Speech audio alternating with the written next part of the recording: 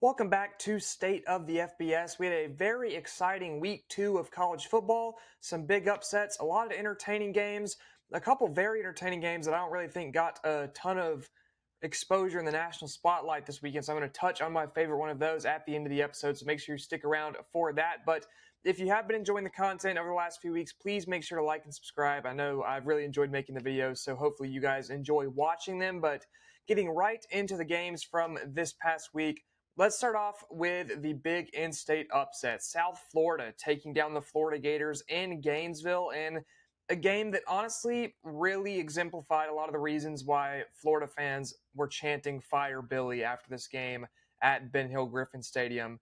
The offensive play calling from the Gators looked lazy. The offense looked listless a lot of the time. Just no real killer instinct for this Florida team, and that's a big concern because I know USF is a good team this year, ranked number 18 now, but you look at the rest of this Florida schedule, your next 4 games at LSU, at Miami, Texas, and then at Texas A&M. And then, oh, does it get easier? No, it doesn't, because you get Georgia, Mississippi State, who just knocked off number 12 Arizona State. So it does not get any easier for the Gators moving on. So this is a game you had to win, even though USF is good.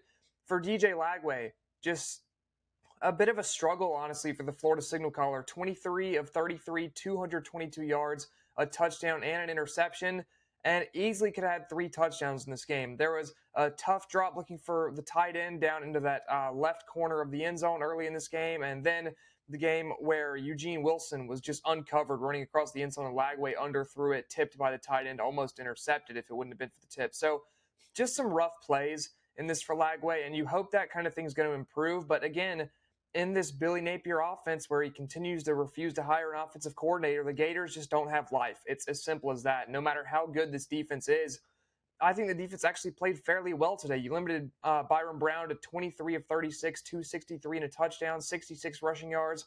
The USF offense didn't go crazy. It was only an 18-16 win. Just the Florida offense looked inept. And then obviously the huge penalty at the end by Brendan Bett spitting in the face of a USF player. You just can't do that. You can't. Big reason why Florida lost this game, although, like I said, I think there are a multitude of them. Also, only being able to run about 28 seconds off the clock when you get the ball with a chance to put the game away, that's inexcusable as well. So just a lot of stuff to fix for Florida, to be honest. For USF, this train just keeps rolling. They head to Miami next, and I think that would be a really fun win for the Bulls to knock off Miami, maybe get it feeling like 2007 when South Florida's ranked number 2 in the country again. I don't quite think they'll have enough for Miami. I think Miami's a lot better put together right now than Florida. That team knows who it is and what it wants to do. So I think it'll be tougher for South Florida, but I wouldn't count them out.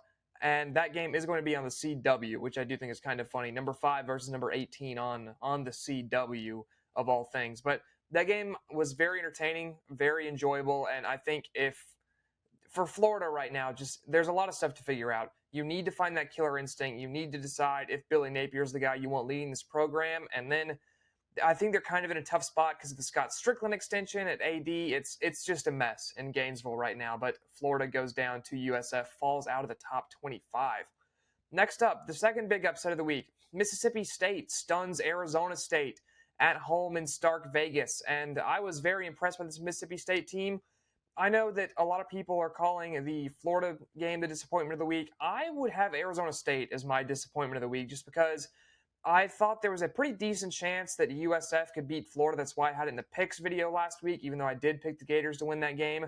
I did not see a path for Mississippi State to victory in this one. I'm a big Sam Levitt guy, and he just didn't show up, to be honest. Sam Levitt only went 10 of 22, only threw for 82 yards, and I believe 68 of those went to Jordan Tyson or something like that. It was all Jordan Tyson in the passing game. Other than that, couldn't get anything going. Levitt did have a touchdown through 2 picks, including the game-losing interception, trying to answer the Mississippi State miracle play. And as for the Bulldogs, this offense looks pretty good. Blake Shapen, 19 of 39, 279, 3 touchdowns, played really well. All the way back on the first video on the channel for this season, the SEC quarterback rankings, I had him in the top 10 on that. Had some people questioning why Blake Shapen was in the top 10 there, but I think he really showed his ability in this game. He is a very, very solid quarterback. And then Brennan Thompson, what a game from him too. 6 catches, 133 yards, 2 touchdowns, including the huge one towards the end of the game to take the lead and win the game for Mississippi State. Stark Vegas might be back. I think this is the biggest win for Mississippi State since they got the win on the road at Texas A&M in 2021. It's been a while. It's been some rough years for the Bulldogs, but if they can really improve and get back into this like mid-pack of the SEC, I think that'd be very fun. This is a fun program when it's good. Remember the days of them being ranked #1 with Dak Prescott. Those were some crazy times. But the Cowbells were definitely going crazy. As for Arizona State, the rushing game did look good. I will say that. Raleek Brown, 18 carries, 110 yards. Kanya Udo, the Army transfer, 23 carries, 105, and a touchdown. Just, you need a passing attack. And if Sam Levitt's going to play like this, they're really going to struggle. You open up the door for a TCU, an Iowa State, a Baylor in the Big 12. So Arizona State needs to figure this out and fast. I think you saw Kenny Dillingham upset after this game, said he needs to see more out of this team.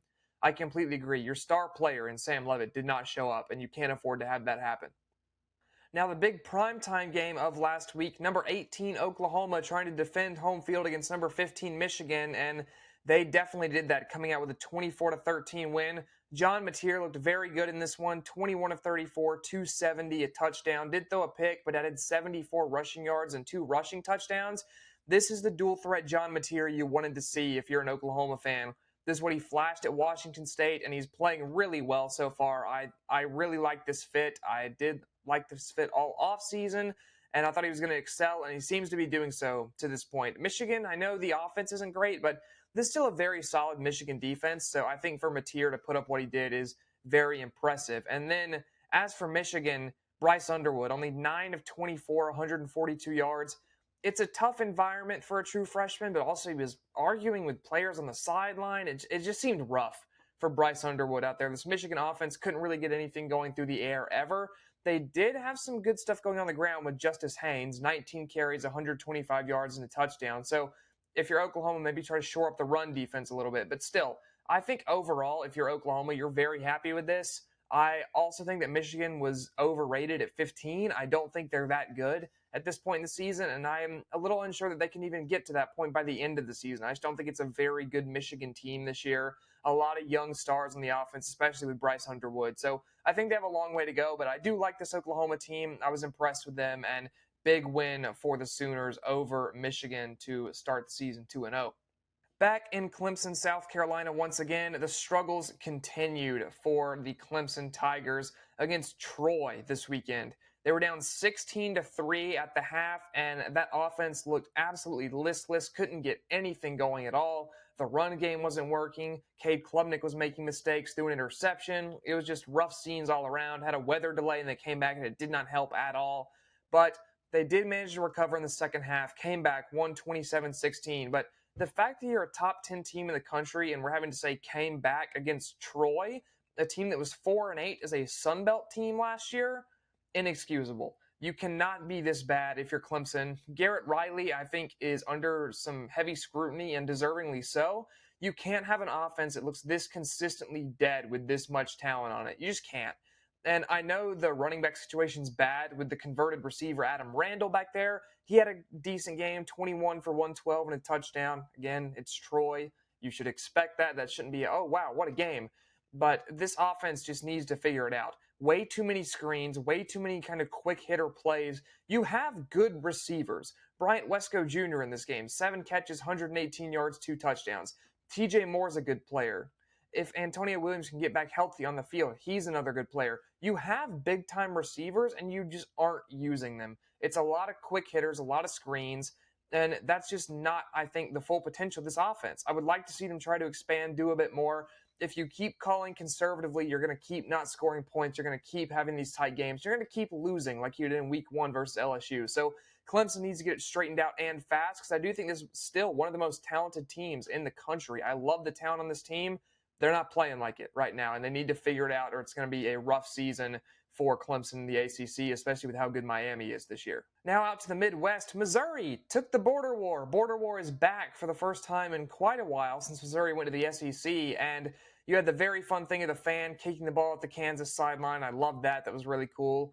And Kansas started this one great. Was out to a quick 21-9 lead, capitalized on some turnovers, scored. I was like, oh my goodness, is Kansas going to come in here and shock the world? And they didn't. Missouri buckled down in the second half, played some more well put together football. Mistake free. There's the word I was looking for. Mistake free football from the Missouri Tigers. They played extremely well in this second half and did enough to beat Kansas. Just not enough talent on this Kansas team. Jalen Daniels is a good player, but there's just not quite enough around him, to be honest, to be able to beat a Missouri at this point yet. And Missouri's looking really good so far this season. This is another game that I had in the picks video. Picked this one correctly, thankfully. Bo Perbula played well in this one, 30 of 39 for 334 and 3 touchdowns. A lot of threes there for the young Mississippi State, young Missouri starting quarterback, but he played really well. Did have a costly fumble that was returned for a touchdown in the first half, but still, I'm liking what I'm seeing from Bo Perbula so far this year. The running game for Missouri was great. Jamal Roberts, 13 for 143 and a touchdown. The big-time ULM transfer, Ahmad Hardy, 25 for 112 and a touchdown, and a filthy dead leg move on that touchdown. He looks great so far. And this Missouri offense really looks dynamic right now, which is not something I expected to happen this quickly. I loved Kevin Coleman Jr., the transfer from Mississippi State. He played well, 10 catches, 126 and a touchdown, but this team is really, it seems like, gelling quickly. And I think that's good news for them and bad news for the other SEC teams, because if you get a Missouri that's already put this talent together and they're looking consistent and not making these mistakes, I think they could definitely go pretty far this season. On the other side for Kansas, Jalen Daniels, 18 of 30, 223, 2 touchdowns, added an interception and a rush touchdown. It's okay. I think that he has to do so much to win games like this because, like I said, the talent around him just isn't that great. Their secondary is not good. They lost all their secondary talent from last year. It's just a tough situation in Kansas right now, and I think trying to go into Missouri and win this is just a bit too tall of an ask at this point for this team, but still positive for the future. Lance Leipold seems like a great coach. This Kansas program has been trending kind of in the right direction over the last 5 or 6 years. So still think they have a bright side for the future, but Missouri does get this one done in the rivalry showdown, 42-31, holding Kansas to just 3 rushing yards. Next up, I think this one is 1 or 2 this week for enjoyability rating, for just, oh my gosh, crazy game. It's Baylor taking down SMU with a comeback in double overtime, 48-45. And the other game that I think is right there with it, we'll talk about a little later. It's not one I had in the picks video last week, but it was a great game. Did have this Baylor game in the picks video and got it correct with Baylor pulling the upset. I think that was my probably best pick of the week. I missed the Duke one. I was trying to go for the Duke upset. That one obviously didn't work out, especially once the fourth quarter hit. But as for Baylor, they now have 14 straight wins versus SMU, so that's pretty solid, I would say. You love having streaks like that over your in-state foes, big bounce for recruiting. Baylor looks really good right now, except for the defense. This defense has more holes than Swiss cheese right now. It's so bad. Kevin Jennings diced him apart. The good news for Baylor is the offense had 601 yards, which is pretty good. Leading the way was Sawyer Robertson, who threw for 440 yards. Second consecutive game over 400, threw for 419 against Auburn, now 440 versus SMU. 4 touchdowns in this one. He's just electric. Extremely good quarterback. I think him and Josh Hoover have both been great to start the year in the Big 12, and I would say that so far, Robertson's had the better start of those two, and I do think Josh Hoover's a better player, but I think Robertson's had the better start. Bryson Washington in this game, 31 for 115, 2 touchdowns, and then look at the Baylor receiving box score here. Josh Cameron, 9 for 151, 2 touchdowns. Ashton Hawkins, 10 for 145. Kobe Prentice, 4 for 63 and 2 touchdowns. Craziness in Waco right now, or technically this game was at SMU, but you get what I mean. The receivers are going crazy. Sawyer Robertson's going crazy. The SMU secondary is going crazy because they don't know what to do. It was a very entertaining game. SMU blew this for sure. Baylor down 2 touchdowns with 6 minutes left, managed to come back, tie it, send it to overtime, send it to double overtime, and then walk it off. So absolutely crazy game. My favorite game to watch this week. As for Kevin Jennings, 16 of 22, 295, 3 touchdowns. Seems like he got a bit of an ankle injury towards the end of this game. I haven't heard a ton more about that to this point as I'm recording this on Sunday, but Kevin Jennings did come up limping through the little end of this game. TJ Harden was very solid. I had some questions about the SMU rushing attack this year, and Harden was great. 19 for 115 and 3 touchdowns. How much of that is Baylor being terrible on defense? I don't know, but still encouraging signs for sure. And then how about Romello Brinson showing up in this one? He played great. 4 catches, 126 yards, and 2 touchdowns. That's how to be a big play threat right there. Average over 30 yards a catch. Great game from Brinson, but Baylor does walk out with the big double overtime win. Good win for the Bears, and a tough 1-2 to open the year with Auburn and SMU. And now on to the pick I probably missed the most this week. It's Illinois running over Duke 45-19. I thought Duke could pull the upset behind Darian Mensah. Was not able to do so. They were in this one until the penalty with the two players wearing the same number that gifted Illinois an eventual touchdown. And then at the start of the fourth quarter, they were down 12 and Mensah threw an interception. So I think without those two moments, maybe this is still a close game, but at the end of the day, they had opportunities, couldn't capitalize on them. I do think Mensah played fairly well. 23 of 34, 334, two touchdowns, and then that one pick. So fairly solid game overall for Mensah. I think your first big-time start at a Power 4 school, you'll take that if you're Duke. As for Illinois, Luke Altmaier looked great. 21 of 31, 296, three touchdowns. Just Luke Altmaier things, being safe with the football, not making mistakes, capitalizing on what the defense gives him. He looked great. And then how about Hank Beatty on the outside for Illinois? 8 catches for 128 yards. A very good game for him. Really exposed this Duke secondary. And Illinois putting the foot on the throat down the stretch. Absolutely not letting up. And you love to see that. You don't want a team that's going to let other teams back in the game late in the game if you have a big lead. And Illinois, it doesn't seem like that is the case. I will say for the Duke passing attack, 12 receivers catching a ball, I think is very impressive, especially 5 with multiple catches. So you're going to see Duke spread the wealth a lot, I think, this season. And in the ACC, I think they can pick up some wins along the way for sure. But really good win for Illinois as they now move into the top 10 of the rankings after that 45-19 win. And now to talk about the annual 1st to 15 wins game that is the Cy-Hawk game between Iowa State and Iowa. And this year, Iowa State got there first, coming out with a 16-13 win thanks to a game-winning 54-yard field goal by Kyle Conradi. Very good kicker. He's been great so far to start the season for the Cyclones. But Rocco Becht in this one I thought was okay. 18 of 27, 134 and a touchdown. Iowa's defense is really good, but you would love to see more than that out of a player with as high of a ceiling as Rocco Becht, in my opinion. Abu Sama and Carson Hansen, both just under 50 yards. This wasn't a big offensive game. Iowa State had 238 yards. Iowa had 214, and Mark Gronowski did not look great for the Hawkeyes. 13 of 24, 83 yards and interception. I know everyone got really excited with his one throw video over the season of that out route. And he was a really good player at South Dakota State at the FCS level, but I don't know how much of it is the Iowa offense and the way it's structured, how much of it is him trying to adjust to the FBS and Power 4 level, but it's not going great so far. Had less than 50 passing yards against Albany in week 1, and now this. They got to get it figured out. The Iowa offense has got to get it figured out, and I don't know the path to do that. You obviously have to get something out of the Ferentz bubble. I think you need to bring in someone new, but it doesn't seem like there's any desire to do that from Iowa whatsoever. So until then, I think they're kind of stuck in this zone right here. But as for Iowa State, that's a big win, one you really needed. 3-0 now in the year for the Cyclones, thanks to the early start in the Ireland game. And I think they're primed to really make a run at the Big 12 now. You look at Arizona State faltering. TCU and Baylor both look good, but I put Iowa State right in there with them for sure. So Cyclones get another one. And now the final game that was in the picks video for last week, Vanderbilt and Virginia Tech. Vanderbilt taking down Virginia Tech in this one. This game was tied 20-20 at the half, and then Vanderbilt locked in. Ended up 44-20 at the end of this one to give me another correct pick, move me to 5-2 on this past week. So pretty happy with how that turned out. The two I missed were the Florida USF game and then wild swing and a miss on Duke over Illinois for sure. But this game I thought was very entertaining, especially the first half. I thought Kyron Jones played pretty well in this one. In this first half, was good at taking what the defense gave him, making plays when he had to. As for Vanderbilt, it was really a lot of the run game in this one. McKylan Young, 8 carries, 95 yards, touchdown, including a 62-yard run that didn't get a touchdown. We got him all the way down to 1st and goal.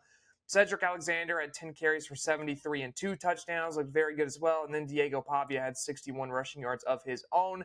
Through the air, 12 for 18, 193, 2 touchdowns. Did throw a pick, but still very solid. And for Vanderbilt to drop 44 in a road game versus a Power 4 opponent feels like we're kind of in a parallel universe. But they are good now. Diego Pavia has them playing some really good football. So Clark Lee, great job with the coaching over at Vandy. And the Commodores move to 2-0 on the season, and Virginia Tech, after a tough couple first games with South Carolina and Vandy, drops to 0-2. So they're going to need some wins in ACC play for sure. And now it's time for Random Fun Game of the Week. I'm going to have this on every weekly review episode this year where I give you all a game that I had a ton of fun watching, even if I feel like a lot of people weren't tuned into it. This week, we get Boston College losing to Michigan State in double overtime, 42-40. And these two quarterbacks had some days. Aiden Childs, the former Oregon State commit, very highly touted recruit, followed Jonathan Smith to Michigan State. He looked very good. 19 of 29, 231, 4 touchdowns, a rushing touchdown, and he was on time and on target all day. I thought made some great throws, looked very mature, made some very good plays, and I was very impressed with him overall.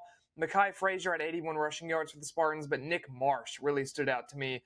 Young, extremely talented receiver, 5 catches, 68 yards, 2 touchdowns, and then Amari Kelly, the former Auburn and Middle Tennessee player, had another good game here too. 4 catches, 60 yards, and then the game-winning 2-point conversion catch to walk this one off for the Spartans at home. That was an electric moment. And the Michigan State uniforms for this game too, by the way. Loved those with the black jersey, white helmet, white pants. Great look for the Spartans for sure. But Boston College had a guy slinging it too out there in Dylan Lonergan. 34-45, 390, and 4 touchdowns. Lonergan spent some time at Alabama before transferring to Boston College to reunite with the former coordinator Bill O'Brien, and it looks like that match is working really well together. Those two guys are gelling nicely. Lonergan's playing extremely well, and I think that if he keeps this thing up, Boston College could surprise a couple people in the ACC. You do need the defense to exist, though. You can't be allowing 42 points every game. You're not going to do very well. Just ask Baylor how stressful that's been so far this season. But Turbo Richard, one of the best names in college football for sure, and had a very good all-purpose game for Boston College. 55 rushing yards, 66 receiving yards, and a touchdown, both rushing and receiving. Then Lewis Bond had 11 catches for 90 yards, and Jeremiah Franklin 8 catches for 84 yards and a touchdown. But this game was just fun. Back and forth, a lot of scoring, a lot of big plays, very entertaining. 2 defenses that kind of looked out of their depth, honestly, but just some fun offense. And at the end of the day, between these two kind of teams, I think that's always fun. You get just a random shootout at night, and it was a great game up there in East Lansing. I was thoroughly entertained. But that is it for the game recaps. Now we're going to transition into the new AP poll, get a couple initial reactions out of that before we wrap things up here. And the first thing that stands out to me looking at this AP poll is SMU got 26 votes, is no longer ranked, and Baylor got 7 votes. Why would Baylor get less votes than SMU despite just beating them? It doesn't make any sense. I know if you guys followed T&D Takeover on Instagram as well, he mentioned this too. I thought that he did a good job talking about that as well. And then if y'all haven't seen his podcast with him and my buddy Vince Wolfram on his Invincible channel, go tune into that too, because that's been very entertaining, the first one last week. So go check that out. I know if you're seeing me, you probably know who that is already, but still thought I'd shout them out. Their stuff's really good. But back to Baylor, I don't know how they have less votes than SMU on this. It doesn't make any sense. They just beat them head-to-head, and Baylor's a good team, too. You look at the team they lost to, it's Auburn, and Auburn's ranked now. I know, Auburn hat, but Auburn is ranked. So if you're looking at a Baylor team with 1 loss at home to a ranked team, and they just beat what was then number 17 SMU, I don't get how they don't have more than 7 votes. That feels very odd. I think dropping Arizona State all the way out of the rankings is a bit harsh from number 12 because we don't really know what Mississippi State is yet. I think that's maybe jumping the gun slightly. I don't know how Michigan is still ranked. This is not a good team, doesn't have an offense. They hang in at number 23. I like South Florida up to 18. I think that's a good spot for them so far. Give them a chance to really prove themselves going to number 5, Miami. I don't get why Oregon jumps up 2 spots to number 4 for beating a horrible Oklahoma State team. I get they murdered them, but okay. I don't know why they get to go from 6 to 4 when all those teams are 2-0 just because they beat up on a pretty bad Power 4 team. So don't quite get that. Florida State up 4 as well, I think is slightly odd until you realize it's because Clemson went down 4 and then fair.